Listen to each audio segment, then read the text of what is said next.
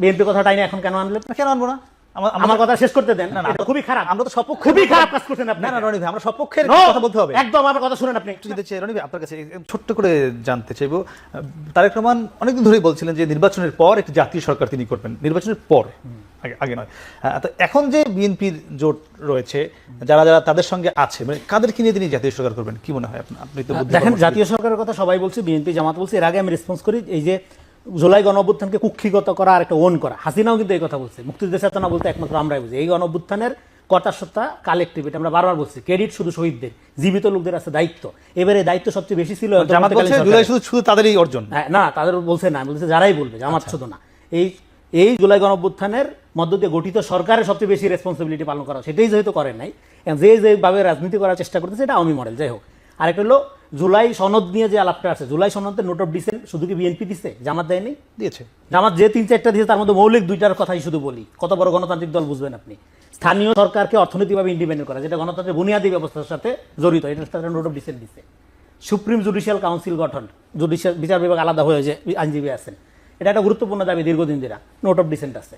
তাইলে সব মাছ ময়লা খায়, একটা মাছের নাম এই দুটো বিএনপি কি আছে? এটা বিএনপির বিএনপির নোট ডিসেন্ট, এই দুটাই পার্টিকুলারলি আছে কিনা আমি জানি না। বিএনপির আরো অনেকগুলো আছে, বিএনপিরও আছে, এই দুটোতেই আছে। বিএনপিরও আছে। বিএনপি জামাত এখানে একমত। না, এই যে বিএনপি কথাটাই না এখন কেন আনলেন? কেন আনবো না? আমার কথা শেষ করতে দেন। না, খুবই খারাপ। আমরা তো সপক্ষে, খুবই খারাপ কাজ করছেন আপনি। না না রনি ভাই, আমরা সপক্ষের No, কথা বলতে হবে। একদম আমার কথা শুনেন আপনি। না না, আমাদের তো বলতে হবে, আমাদের দায়িত্ব এটা। ন্যারেটিভ তৈরি করার চেষ্টা করবেন না। আমাদের দায়িত্ব এটা, সপক্ষের কথা বলতে হবে। নিরপেক্ষ থাকার চেষ্টা করেন। আপনি ন্যারেটিভ তৈরি করা হচ্ছে এখানে বিএনপি জুলাই সনদের বিরুদ্ধে, সংস্কারের বিরুদ্ধে। নির্বাচনে যে যাচ্ছে, বিএনপি তার সংস্কারের আলাদা কর্মসূচি ঘোষণা করে নাই। সে হা বা না ভোট, যেটার পক্ষে বিপক্ষেই বলুক না কেন, তার তো সংস্কারের এজেন্ডা আছে। তার কি রাজনৈতিক দল হিসেবে এই রাইট নাই যে আমার সংস্কার এজেন্ডা হলো এইটা? যারা এবং ধরেন আমি যদি এই সংস্কারকে ওন না করি, তাহলে আমি জুলাই বিরোধী হয়ে গেলাম। এটা কোন ধরনের ফেস্টিভাল? কারণ এখানে আমি ধরেন আমি কৃষক, আমি এখানে কৃষি সংস্কার কমিশনই হয় নাই, কৃষি সংস্কার নিয়ে একটা কথাও নাই, তারপরও আমার এখানে এটা বিশ্বাস করতে হবে আমরা ফেস্টিভাল না কিনা বলেন। ফলে ফেস্টিভাল 2.0 কায়েমের সমস্ত রকম কার্যক্রম। আচ্ছা, আমার যে প্রশ্ন ছিল, আমরা সেদিকে যাই যে ফলে আমরা বলছি কাদেরকে নিয়ে জাতীয় সরকার বিএনপি নির্বাচনের পর ফ্যাক্টসকে ডাইলিউট করে ন্যারেটিভ পলিটিক্স তৈরি করা, এটা বাংলাদেশের নতুন ফ্যাসিবাদ জায়গা আনতেছে।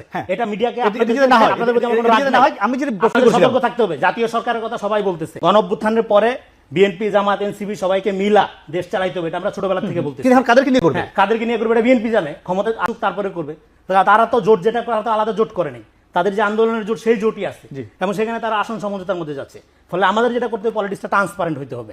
আমি শুধু যাদেরকে নিয়ে আন্দোলন করেছিল তারা তো সেখান থেকে অনেকে বেরিয়ে গিয়ে আরেকটা জোট করেছে, জামাত জুটে যাবে, জামাত জুটে আসবে, তারা জামাত জুটে যাবে।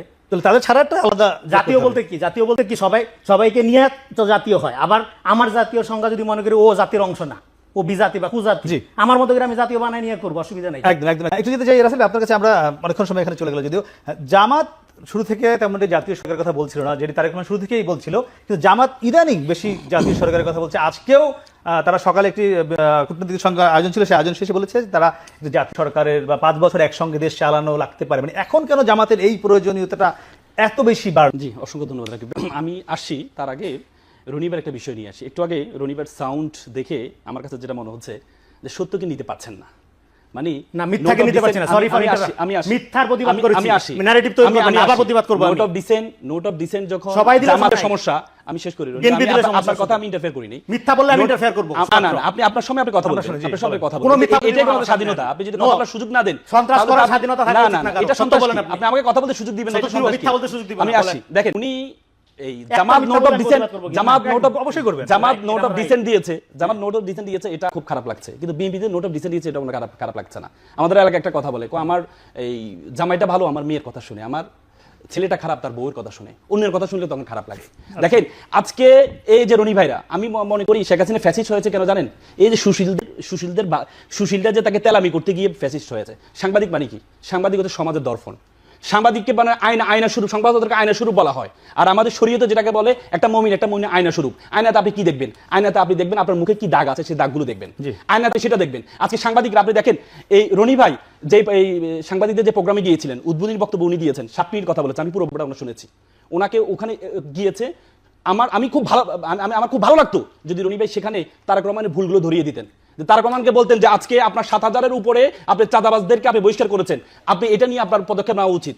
আপনি নিজেদের কোন দলে 70 থেকে 80 জন মৃত্যুবরণ করেছে, এটা নিয়ে আপনার পদক্ষেপ নেওয়া উচিত। আপনার ছাত্র দলে যে এই যে বিভিন্ন ছাত্র সংসদগুলোতে আপনার যে তার ভরাডুবি, এই ভরাডুবি কেন হচ্ছে? কারণ রনিবের যে বয়সে, আমার যে বয়স, এই বয়সে প্রত্যেকটা ইউনিভার্সিটির যে সভাপতিগুলো ছাত্র দলের, এই সভাপতিগুলো সেম বয়সের, অথচ তারা এখন ছাত্র দলের সভাপতি, আর আমরা আজকে পেশায় 12 বছর।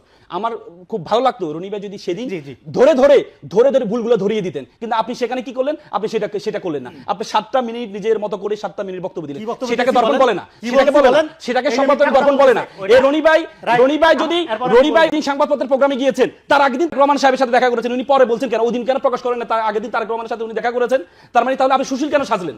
আপনি সুশীল কেন সাজলেন? আপনাকে অবশ্যই বলতাম আমি বিএনপিকে ওন করি, আমি বিএনপি ন্যারেটিভকে ওন করি। আপনি যদি বিএনপি ন্যারেটিভকে ওন করেন, সেটা আপনাকে প্রকাশ্যে বলতে হবে, কিন্তু আপনি সেটা প্রকাশ্যে বলছেন না। আপনি বলছেন আমি সুশীল, আবার আপনি জামাত করেন, আপনি প্রকাশ্যে বলছেন, আপনি ঢাকা বিশ্ববিদ্যালয়ে জামাত করছেন, শিবির করছেন, এটা বলছেন। সমস্যা এখানে আপনি সুশীল একদিকে ছাড়ছেন, আবার বিএনপি ন্যারেটিভ গ্রহণ করছেন, আবার আপনি বলছেন আপনি এটা ওন করছেন, এটা তো সমস্যা।